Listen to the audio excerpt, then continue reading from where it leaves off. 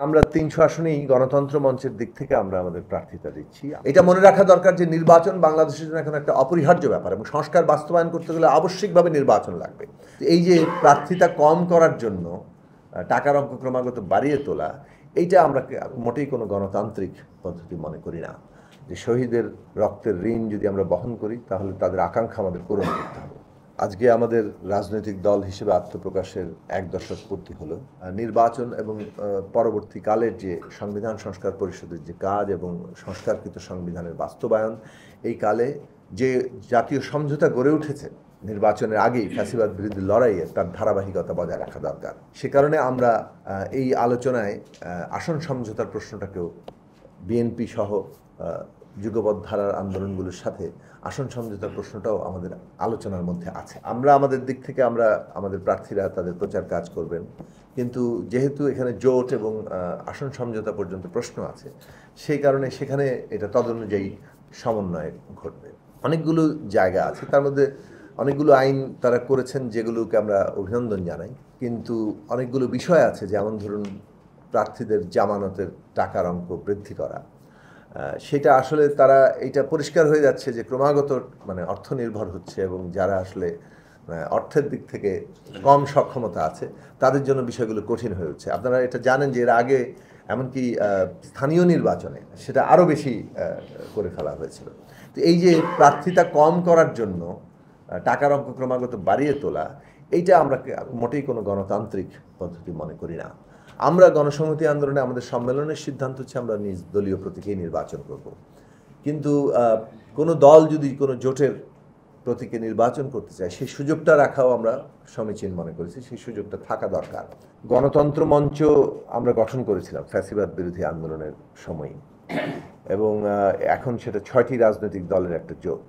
গণতন্ত্র মঞ্চের পক্ষ থেকে ইতিমধ্যে 140টির উপরে আসনের একটা তালিকা নির্ধারণ করা হয়েছে এবং আমরা খুব শিগগিরই আরও বাকি আসনগুলোতে আমাদের তালিকা প্রকাশ করব। তার মানে আমরা ৩০০ আসনেই গণতন্ত্র মঞ্চের দিক থেকে আমরা আমাদের প্রার্থিতা দিচ্ছি। দেশে একটা প্রগতিশীল উদার গণতান্ত্রিক কিংবা যারা নিজেদেরকে মধ্যপন্থী বলেন তাদের সমন্বয়ে একটা যদি জোট গঠন করা যায়, গণতন্ত্র মঞ্চ আরও সম্প্রসারিত হয়, এবং আমরা সেই লক্ষ্যেই নানা কার্যক্রম চালিয়ে যাচ্ছি, আলোচনা চালিয়ে যাচ্ছি।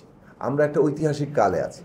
এই যে 2024-এর ঐতিহাসিক গণঅভ্যুত্থান, যেটা পুরো বাংলাদেশকে আবার একটা পুনর্গঠনের দাবি নিয়ে সামনে এসছে, সেই পুনর্গঠন কালটাতেও আমরা মনে করি ন্যূনতম জাতীয় ঐক্যমত্য আমাদের জন্য অত্যন্ত জরুরি।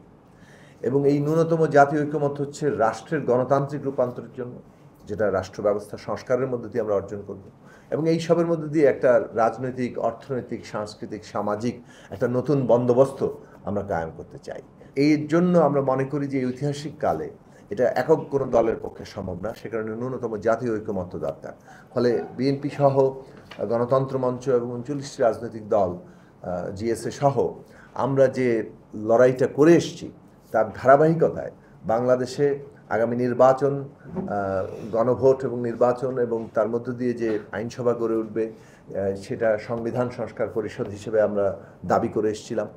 আমরা 5ই আগস্টের ঐতিহাসিক রক্তস্নাত গণঅভ্যুত্থানের পর থেকেই আমরা এটা বলে আসছি যে শহীদের রক্তের ঋণ যদি আমরা বহন করি তাহলে তাদের আকাঙ্ক্ষা আমাদের পূরণ করতে হবে, এবং সেটা করতে হলে বিচার, সংস্কার এবং নির্বাচন, এই 3টা গুরুত্বপূর্ণ কাজ আমাদের শেষ করতে হবে, এবং এর মধ্য দিয়ে আমাদেরকে গণতান্ত্রিক উত্তরণটা ঘটাতে হবে।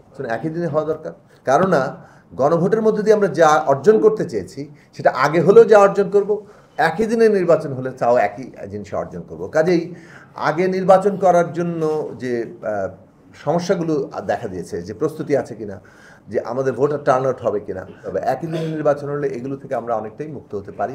সেই কারণে আমাদের দিক থেকে এই অবস্থানটা আমরা মনে করি যে একই দিনে গণভোট এবং জাতীয় নির্বাচন হওয়াটাই শ্রেয়তর।